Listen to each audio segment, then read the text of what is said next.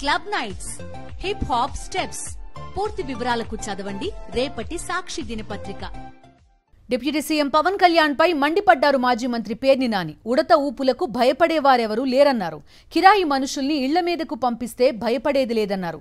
పవన్ రాజకీయ డ్రామాలను ఖచ్చితంగా ప్రజాక్షేత్రంలో ఎండగడతామన్నారు పేర్ని నాని. పవన్ కళ్యాణ్కి హెచ్చరిక జారీ చేస్తున్నాం. నీ ఉడత ఊపుళ్ళకి నీ చెంచాగాళ్ళని పంపించినంత మాత్రాన పేర్ని నాని కానీ వైఎస్ఆర్ కాంగ్రెస్ పార్టీ కానీ ఉడత ఊపుళ్ళకి ఊగేది లేదు, గడిచేది లేదు. బాధ్యతాయుతమైనటువంటి ఉప ముఖ్యమంత్రి పదవులు ప్రభుత్వంలో ఉండి ఇది సిగ్గుమాలిన తనం కాదా అని నేను ప్రశ్నిస్తే, నిన్న మధ్యాహ్నం నేను ప్రశ్నిస్తే ఆర్గనైజ్ చేసుకుని సిగ్గు లేకుండా ఒక 50 మందిని పోగేసి తాగిచ్చి మా సందు మొదట్లోకి వచ్చి 4 కేకలేస్తే దడుస్తారా అంట, ఆగుతారా? గుడివాడ వెళ్తే కారు మీద రాళ్ళు అయితే మీ ఇంటికి మా ఇల్లు ఎంత దూరమో మా ఇంటికి మీ ఇల్లు అంతే కూడా దూరం అనేది గుర్తుపెట్టుకో. మచిలీపట్నం పోలీసులకు కూడా హెచ్చరిక చేస్తున్నాం. ఈ రకమైనటువంటి తప్పుడు ఉద్యోగం మీరు చేయటం మొదలు పెడితే ఖచ్చితంగా బందర్లో హింసా రాజకీయాలు మొదలవుతాయి. పిల్లిని కూడా గదిలో పెట్టి కొడితే తిరగబడి ఒళ్ళంతా పీకుతుంది.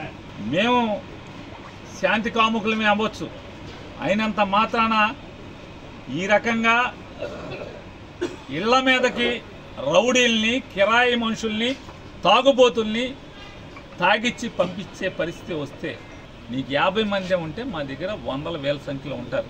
ఈ రకమైనటువంటి సంస్కృతే మీరు పెంచి పోషించి 50 మందిని తీసుకొచ్చి మీరు వెనకాలే పరిగెత్తుకొచ్చి వాళ్ళని పంపించి వెనకాలే మీరు పరిగెత్తుకొచ్చి వాళ్ళనేమి మేము కొట్టకుండా మీరు కాపాడినంత మాత్రాన్ని ఎన్నాళ్ళు జరుగుతుంది ఇది? మీరు పోలీసులు కనుక కాకి ఉద్యోగం చేయకపోతే బందర్లో ఏం జరిగేది జరుగుతుంది, దడవాల్సిన పని లేదు. ఏమవుద్ది? తప్పుడు రాజకీయాలు కట్టిపెట్టమని చెప్పి పవన్ కళ్యాణ్కి హెచ్చరిక జారీ చేస్తాం. ఖచ్చితంగా నీ తప్పుడు రాజకీయాలని, నీ డ్రామాలని, రాజకీయ డ్రామాలని, మొన్నదాకా కులం ఏంటి మతం ఏంటి అని చెప్పి మాట్లాడినవాడు ఇవాళ కాషాయ బట్టలు.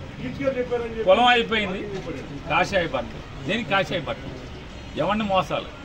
కాషాయ బట్టలు ఏంటి, దాని పేరు ఏంటండి, కింద చెప్పులేంటి, రాజకీయాలేంటి? ఈ సినిమా షూటింగ్లే మళ్ళీ ఈ కాషాయ బట్టలు పీకేసి లోపలేమో అమ్మాయిలతో డ్యాన్స్ చేసి షూటింగ్ చేసి రావడం ఏంటి? ఎవడు కుట్టాడు ఇవన్నీ కూడా? వైజాగ్ స్టీల్ కార్మికులు ఏం మాట్లాడావు? నాకు ఒక ఎంపీ ఇవ్వండి పార్లమెంట్ బద్దలు కొట్టేస్తానని చెప్పావు. నాకు అమిత్ షా స్నేహితుడు, మోడీ స్నేహితుడు అని చెప్తావు. వాళ్ళ స్టీల్ ప్లాంట్ అమ్మేస్తుంటే నీ దగ్గర 2 ఎంపీలు, నువ్వు ఉప ముఖ్యమంత్రి, ప్రభుత్వమే ఉంది, ఒక రాష్ట్ర ప్రభుత్వం ఉంది, నీ మీద ఆధారపడి కేంద్రం బతుకుతుంది.